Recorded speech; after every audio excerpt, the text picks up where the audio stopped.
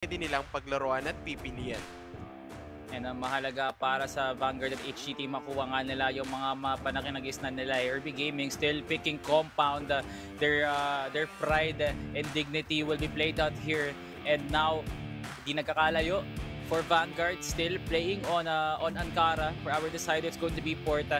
For HGT, no, they are now trying to remove the impression na hindi kami chokers sa compound, with a very good advantage dito as well for Vanguard starting at the global risk.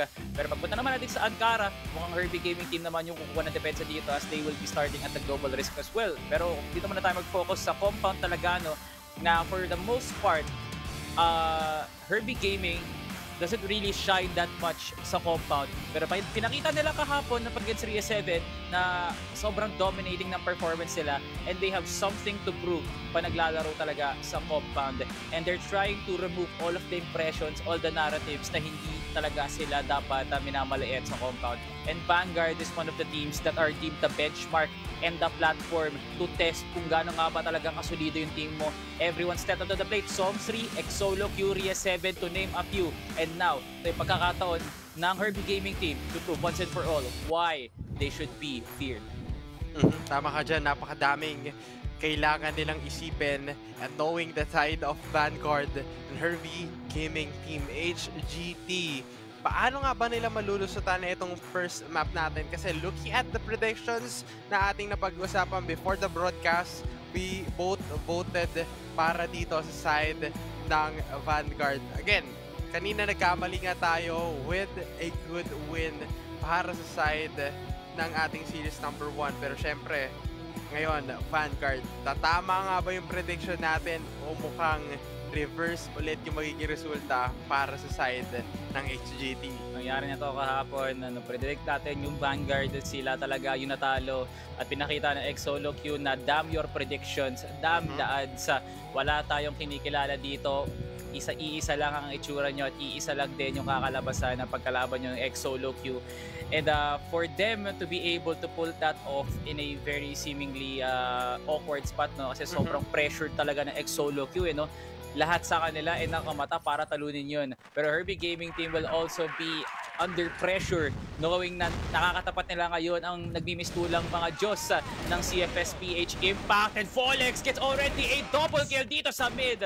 Pero Ared will be able to cancel him out. The pressure is now on for HGT to send a message to VG. 3 versus 2, isa sa mga pwedeng crucial play para sa side ng HGT. First round pa lang, pero napakadami agad na nabuga at nabigay dun sa 30 seconds na lumipas. Pero Dark Angel sending some message para dito sa mga players ng Vanguard na, ops, teka lang, chill lang kayo, hindi pa kayo makakuha ng kalamangan dahil they will be equalizing the numbers para sa side ng HGT ngayon.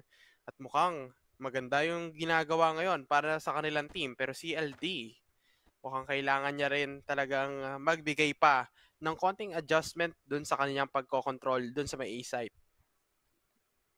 Maganda yung coverage din ng HGT, knowing na hindi lang AR yung dala-dala dito, meron ding sniper na hawak si Dark Angel. So kung kaya nilang paghiwalayin si CLD pati si Bem, that will be really, really beneficial, no? Pero Dark Angel will be picked out here by Bem really early. Sobrang layo kagad ni Ared, hindi niya nakuha kagad yung trade. Bem getting tagged. There goes the lineup flash. Pabubulag baka sa si Ared. It's not going to be full. Half lang. Kaya nakapag-reach si Ared. CLD with the 1v1. Pero Ared, duguan na nga. Hinahawakan na nga yung tagiliran dito. Talagang dumudugo na dito si Ared. And now CLD is gonna pick him out very, very aggressively. Hinahanap niya na nga lang talaga kasi isang tag na nga lang yan. Kaso nga lang Ared may potential para ma-one tap sa ulo sa CLD. Di pa nga tumatama. Under 32 na nga lang tumatakbo. Ared is still positioning himself. What? Ared with the 1 HP. Clutch over to HGT. Vanguard Gaming nasasakal pa rin sa mga pangyayari. Ared, kahapon ka pa at ngayon, inuulit niya pa ulit. And on the side of Vanguard, na ibang klase yung ganong performance. And what a play from the side of HGT. Grabe yung mindset nila na okay, trust the instinct, trust the process. Ganun lang rin talaga nila pinagkakatiwalaan yung isa't isa. Pero ngayon, nakikita naman natin, Vanguard falling low. Mukhang isa na lang ang matitira sa kanila. And HGT, anong nangyayari ngayon sa ganitong sitwasyon para sa side ng Vanguard? Masyado lang aggressive ang HGT na feel ko hindi na paghandaan kaagad ng Vanguard. That very nice attack from pillars all the way to B, na clear out nila kaagad, and then nung pumunta naman sila kaagad ng mid para kumuha ng impormasyon, dilinis nga kanila kaagad ang buong site na hindi man lang nakakapag-reposition ang mga ibang miyembro ng Vanguard. Kaya this is going really tough now for Vanguard, knowing na kada gagawa sila ng play, 4 na lang yung matitira. Kaya hindi na sila makakapwesto ng maayos pre. And CJ challenged here by Tetsu. Pero iiba na nga ngayon ng pwesto ang HGT habang 5 pa. Vanguard could still continue. Nakapakahirap nga talaga pre. 5 alive here for HUT. CJ. The timingan. Oh no, there goes the shots. Alam na nga nila dito. Aiden still alive. Pero Nomad will be able to finish him off finally for the double kill. Tetsu and CLD. Dali-dali na ngayon. Mapanik na nga si CLD pati si Tetsu para madepensahan na nga ang B-site. Pero dito pa rin ba magko-commit? Nomad through the smoke! 3K so far para kay Nomad. 1 more para masecure ang 4. Tetsu nasa labas pa nga rin ng A-site. Pero Tetsu will be able to get 1. Sobrang duguan na dito si Tetsu. And Nomad will be able to get 4 for HGT. Proving that there is no odds stacked against them. Vanguard Gaming, 3 slow rounds para sa kanila. And HGT is able to capitalize that. Hindi ko alam kung sakaling umabot pa to sa crucial round na HGT. Mas nagiging consistent sila at VG. Hindi man sila makakuha o makatikim ng kahit anumang round na may panalo for this first half. There's now a huge advantage kung ikaw ang side ng HGT. Kasi bago lang rin to para sa side ng Vanguard na nakukuha agad yung early rounds sa kanilang mga kamay. Pero ngayon, etong si Bem, malalaman natin paano niya kokontrolin itong A-site. Ang daming covers, yes, pero syempre CLD with a good support system para dito sa ating mga players ng Vanguard. HGT, slow and steady. Herbie Gaming team, papasok na. Nothing is working for Vanguard men. Pero sisimulan nila to kaagad ng mainit-init with a very good pick of at CJ para Dark Angel. Mas maganda ang sagot as CLD is now down. Probably a change of direction para sa VG. Pero baka ganun pa rin. Tatahimik pa rin ang mga playstyle ng Vanguard dito. Pero now they are getting invaded here. Pero ngayon, grabe nga naman ang mga trade. Folex will be getting Dark Angel. Wala nang sniper ngayon ng HGT. Mahalaga to para sa Vanguard to play this mano-i-mano, rifle to rifle. And we are still soaking up the event spray leading up to this HGT 3-point lead. No one ever thought HGT would have that hot start.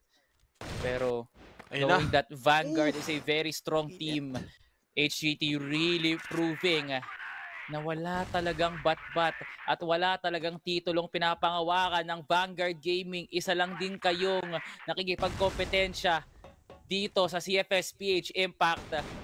19 on the clock at nakuha na nga ng HGT ang lamang ng tao dito. They are now pushing Aiden. 12 seconds. Nasa kanila ang C4. Easy plant for HGT unless matimingan kayo ni Aiden. Hanggang ngayon, nakatago pa rin. And there goes the plant. Retake for Aiden. Nomad. Opo. Peeking out here at window. Aiden. Hindi ko magalaw. Naririnig na ata na nga nila yung paa dito. It's very important knowing na Aiden still has the life lead dito. Arid and Nomad, wala talagang buhay kahit papano. Pero the fact that they are still holding AK means Aiden can still get one tap or get spammed. Isang challenge to para sa HDT na matimingan na nga nila. 15 seconds now. Arid gets the headshot. Kakasabi ko pa lang, mid. Kakasabi ko pa lang. Life lead na nga si Aiden. Pero dahil nga sa pinapangawakang baril ng HGT, isa lang. Yun lang ang kailangan. Guard. Na wala talagang recovery sa kanila whatsoever. and HGT will be continuing their winning ways to stop Vanguard from ever making a statement ever again. Tama ka dyan. Talagang ibang klase talaga yung kanilang ibinibigay na message. And so far, so good. Back to reset tayo para sa dalawang kupanan. 4-0 score. HGT leading the charge para sa gantong sitwasyon na VG. Parang pinatahimik lang rin talaga nila yung naging possession and yung naging hirap pa. Nadadama nila onto the first 4 rounds. Pero again, 5th round, malalaman natin kung ito na nga ba yung unang round na ipapanalo ito from the side of Vanguard. Let's take a look. Antayin pa kasi natin, pre. Bago natin makita talaga ng gusto na Vanguard have now adjusted at nahanap na nga nila ang unang pick-off. Pero needless to say, men, kanina pinapakita ng Vanguard yung lamang ng tao pero natuthrow naman nila to kagad. Pero somehow Vanguard is now winning these fights. Nade. Oh, CJ gonna get tagged here. Pero nice flash to cover it up. Hindi siya makakapasok kasi nga na-crossfire siya dito ni CLD pati na nga rin ni Paul X. Pero matatimingan pa. CJ will only get one. And ang tagal na pag-rotate ni Paul X. Pero lamang naman sa tao ngayon ang Vanguard. 3v1. Si Bem. Nag-walk lang. Alam ni Aiden kung nasaan si Bem. And that will be a huge help para hindi kagad ma-pick off si Aiden to push HGT into a very awkward spot doon sa B. But that will be really nice for Vanguard to start off their rally dito lamang sa first half. Habang wala pang pangyayari, Vanguard needs to capitalize. Yep. Kailangan talaga nilang tignan lahat ng mga angles, lahat ng mga capacity na pwedeng gawin ng HGT. Kasi Vanguard, this is now the time na bumawi ngayon sila dun sa mga pagkakamali and yung pag-agaw ng mga possession on the side of HGT. Pero still, HGT naman, andun yung confidence nila na napakaganda. Once na alam mo talaga yung ginagawa mo, ikakapitalize mo lang din yung potential na pwede mong maagaw up against the side of Vanguard. Slow and steady offense para dito sa team natin from HGT. Pero Vanguard, mukhang maganda yung pagbabasa nila dahil B side ngayon ang aatakihin nila. And Herbie Gaming has now been winning these fights, man, convincingly. CLD defending B lobby. My God. Dark Angel finding Tetsu. Pero the damage has been done for HGT. No Man and Dark Angel still alive though. Pero how long will this act still continue for HGT? CLD! Can he get it? 4K! Wow. For CLD.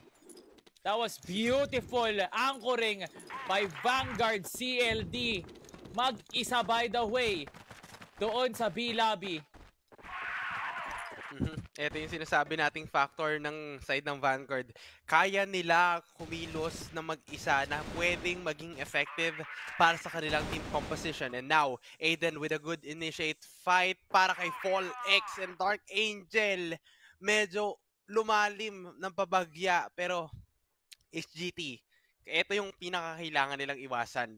Yung pag-overextend, yung pagiging overconfident. Lahat ng sobra ay masama at katulad naman dito, umu-overhit na ngayon itong si Follex. Sobrang open ng pwesto dito ni Follex. This is very dangerous now for Vanguard occupying these top spots. Nakita na nga ni NL yung pagkakataon na yun. Habang bumababa sa back si Follex. Hindi niya makukuha yung accuracy na hinahangad niya doon. Aiden, close bout onto Nomad. But he will be getting the headshot para mag-guarantee. Kill doon. Aiden, naku po! Dali si Aiden. And this is a HGT game. Still, though 3v2. Hiwa-hiwalay naman ngayon ng Vanguard. Good setup. Over to Curve. As well as A. But I do think this might just be a fake out. Depende lang. Pero pag nag-fake naman sila, pag nagpunta naman sila dito sa B, naku po men. Yun ata yung pwedeng play. We'll never know. But actually, They are now going into lobby. Nakapasok na sila main, pre. Nakapasok na sila main. Alam na ba? Hindi pa alam ng Vanguard. Nagulat si CLD. NL will be getting gunned down here by Tetsu. And he's still alive with 1 HP, men. 24 seconds. Arid. Can you clutch this up? Pinakita mo kanina. Tetsu! Naku po, hindi niya kasama. And Bem tinirat just for the bait. Tetsu, inaalay ang buhay para sa BG. And HGT, muntik pa nga nila makuha. Pero Vanguard had a better sixth sense. Slow pacing. That's the keyword para dito sa mga rounds na lumilipas para sa side ng Vanguard. Capitalizing all the capacity na pwede nilang kunin. The trade-off, the communication na pwede nilang kunin. Pero again, for the side of HGT naman, ang ganda rin ng mga first blood pick-off nila. Katulad dito, eto si Tetsu na shutdown agad, nakuha agad yung momentum. Early on pa lang, number advantage patungo sa ating 2 minutes para dito sa side ng HGT. Round number 8, hindi rin to biro dahil palapit na tayo ng palapit kung saan second half na ay kailangan na rin talagang hanapin ng side ng Vanguard kung saan sila talaga pepwesto. Folex and Tetsu have been looking pretty kind of slow, man. No impact kills for Tetsu, no major pickoffs naman for Folex. And a lot of pressure still for Vanguard and both HGT na kasi may dinada lang pangalan ngayon ng Vanguard.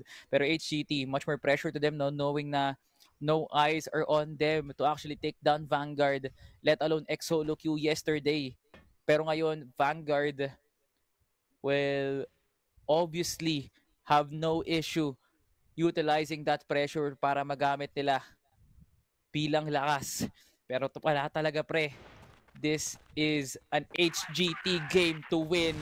3 major picks here para sa Herbie Gaming team. Nakapasok na sila sa LA. A-lobby na ngayon ng atake. Mawawala si Bem. At isa na nga lang ang dedepensa dito. At ang gagawin na nga lang nila easy spam. Si Aiden, napapasok pa lang. At hindi niya man lang naranasan ang kalingkinan ng sarili niyang site at teritoryo. HGT, 2 points. Entering into the first round before the half. Vanguard still not seeing any signs of life. And CJ getting Bem. Grabe ang paulan dito ng Herbie Gaming. Nabasa nga kagad nila si Aiden pati si CLD. Makukuha si Aiden doon sa crossfire. Grabe nga naman ang warfare doon ng idol. Vanguard. This is not the Vanguard we are accustomed to see. Ibang klase rin talaga itong side ng HGT. Parang mas ginanahan rin talaga sila na yes, hindi na undefeated ang side ng Vanguard at pwede rin tayo yung maging isa sa pwedeng tumalo sa kanila. And HGT, buhay ang kanilang mga potensyal na pwedeng mabawi yung bawat round na ito. Pero tingnan mo naman si CLD, napaka liit nung kanyang position in Dark Angel. Napakaganda to para sa side ni CLD. Sneaky play para dito sa mga players ng Vanguard. Pero Folex mukhang tutumba agad. Kailangan niya nakunin yan to make it count para dito sa side ng Vanguard. This is a 4v2. CLD. Oh my God, CLD nawalan bigla ng kakampi. It looks like HGT will have the better start entering into the second half, or CLD will be able to cancel this out para isa lang ang lamang na HGT. Util spam dito sa entrance. CLD. Hindi pa bigo ang pangarap ng Vanguard. High-low for Arid and NL. Importante dito yung timing, pre. Importante dito yung timing. Harang pa rin ang smoke. Wala pa rin nakikita. Flashed out dito si NL at hindi niya pa alam kung nasaan. Nagpakita si Ared. Nakikipagpatentero ngayon si NL. At ayun na nga, napaghiwalay niya na nga si NL pati si Ared. Dahil sa setup, hindi tama yung timing. 8 seconds. Wala nang oras dito si CLD. Wala nang oras dito si CLD. At hindi spam na nga siya agad. Ared with an easy kill. Herbie Gaming team takes first half on a high note. That is absolutely crazy, Herbie Gaming. My God, man. My God. total play from the side of Herbie Gaming team. Yun lang yung masasabi ko. And now, para sa side ng Vanguard, medyo hindi pa very good yung kanila yung pinapakitang performance sa atin. Kasi looking at it, nagkakaroon sila ng pagpo-fall down or pag-shutdown in terms of the gunfights and total gameplay. Overall, HGT talaga yung mas composed and yung mas maganda yung chemistry na ina-provide sa atin throughout the first half. Pero syempre, second half, change ng side, dun natin makikita kung magiging maganda ba ang impact para ito sa side ng HGT or magiging reverse kaya ito para sa side ng kanilang kalaban na Vanguard. And knowing na pre na HG have now taken the strong side of this map is a bit of a far-fetch para sa Vanguard para makuha pa nga nila yung mga mahalagang rounds dito, no? Isang maagang smoke dito sa nest. Hindi na pwede kubrahin to ni Tetsu. And I do think the placement here of HGT is still optimal. Kahit magulo man yung post plant nila, basta makuha nila yung magandang early game. Tetsu! Naupo, Tetsu! Kanina pa nahihirapan ng Vanguard makakuha ng early advantage. Lahat ng to gumagana talaga para sa HGT. And there's no question as to how HGT is doing this. Pero marami tayong tanong. Vanguard, paano napapalampas ng HGT yung mga gantong klaseng plays? HGT, man, no debate. Sobrang galing talaga nilang maglaro dito sa mid and to stop PG in the most optimal and efficient way possible. Wala na tayong dapat tanongin pa sa HGT. Barrel na mismo nagsasalita para sa kanila, pati yung utak nila sa paglalaro. For Vanguard naman, pre, what is this mess, pre? Susunod naman si Aiden. And this has got to be a fever dream para sa Vanguard. They've now made their way to CJ, kailangan nila tignan. Nasa long na nga sila. Ayun Nomad. Makikita nga dito si Fallex. But there goes Bem finding Nomad. Dark Angel gets the trade. 4v1. Bem enters. At bigla na lang lalabas pa ulit. Herbie Gaming team. This is getting out of hand para sa VG. 4-point lead. Napakaganda rin talaga ng depensa na in-establish natin ng mga players ng HGT. Because of the lockdown position on the A site, lahat ng mga angles na pwedeng pasukin or pag-pick out pa lang ng katawan ng mga players ng Vanguard, matik 2 o 3 na agad ang makakita sa'yo. That is a good strategy from the side of HGT. Ang dami rin talaga nilang factor na okay, let's risk na bantayan muna natin itong mga angles na to. And now, on the mid side, itong si Fallex na shutdown agad, na wala rin naman itong si Nomad. With a 1-for-1 trade, there's still a huge gap in between this score na kailangan habulin ng Vanguard. Pero syempre, HGT, 3 rounds na lang ang kailangan nilang may panalo in order for them to move forward sa ating map number 2. 3 versus 4 lamang dito ang Vanguard. Sa pwesto ngayon ng Vanguard, they are now open to take any site of they want. My God. Struggle para sa HGT.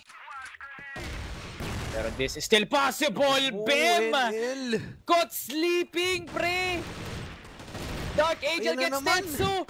Herbie Gaming is going to able to get this retake. Posible para sa Herbie Gaming. Ared. Makakancel out kagad dito ni Aiden. Pero NL, buhay na buhay pa. Napipigilan niya pa ang Vanguard dito para makapagtanim. Si Aiden na nga lang natitira. Laban kay NL. 1v1 against the Great One. 38. Oh my God! Herbie Gaming, after being down 3 members. Ibang klase talaga to. Ibang klase. Nakikita talaga natin na sila yung nagluluto na itong laban na ito at napapasarap yung laban dahil sa kanila. At yung thrill on the side of Vanguard, sobrang challenging na isipin mo yung top 1 team, ginaganto mo lang na hindi na ganto yan ng solo queue kahapon. And ibang klase yung level ngayon ng HGT na may ibibigay pa rin talaga sila. Kahit sabihin mo ng yes, hindi na nila maabutan yung mga gantong scenarios. Pero looking at this one, Oh no, Vanguard still. Ang daming mga errors na nako-commit ngayon nila at nakukuha rin talaga yung mga kills para sa side ng HGT. At ayan, Red also. Napakadaming factors talaga. Salvatore, looking at this, lamang na lamang talaga ang side ngayon ng HGT in terms of pick-off. Pero uy, Aiden, bumabawi ata sa mga nagiging mali nila sa mga bawat rounds. Pero kailangan nilang tignan yung corners. Check them corners. Pero ayun, ready si Red. 1v1. Ready talaga, men. Si Ared lang naman yung kanina pa talagang pumipigil sa Vanguard. Men, ilang beses na clutch ni Ared yung early, pati yung mga post-plant spray. Ang tanging gagawin na lang ni Ared dito, abangan kung nasaan si Aiden. Sobrang lupit mo na, Ared. Pag nabasa mo kung nasaan si Aiden, ngayon, nasa main lang siya. Wala pa siya. Nakasalisihan na nga, Aiden is gonna pick out Ared, and what a position covered by the carry of HGT. Vanguard, what is happening? Herbie Gaming team is 1 point away from decimating Vanguard. Nade spam kay CLD, mawawala si Tetsu. Dark Angel, kanina pa nga pinagtitripan si Tetsu. 2 kills now for Vanguard. Isang aggressive entry dito kay Polex and CLD. Galit na ang Vanguard. Galit. Dark Angel still alive. Oh no, Misses the shots out to Polex. And Polex, while strafing by the way, pre, habang gumagalaw, gets the headshot. And Vanguard is still alive. Eto yun eh. Ito na. Hindi ko sure pero HGT, pero at this point, parang yes, nandun yung crucial situation na kailangan rin talaga nila yung ganung pag-push dun sa may mid-side. Either way, they have the upper hand.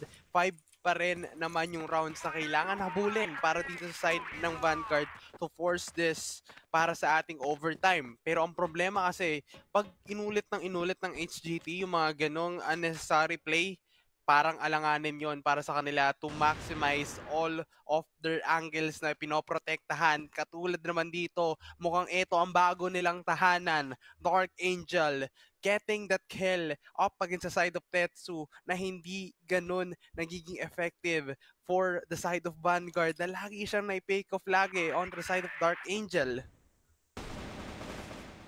Ayun pa. Oh my God, Nomad single-handedly giving the business to Vanguard. Polex nasa nest. Bigla bababa.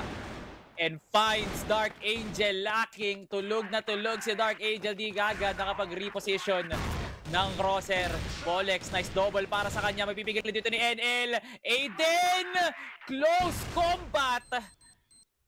Muntik pa nga. And Nomad is still fighting it off. One more hit para sa kanya. Aiden is still making it happen para sa Vanguard. And HCT, kaya pang ibuga dito. And what a fight it has been for HGT and Vanguard.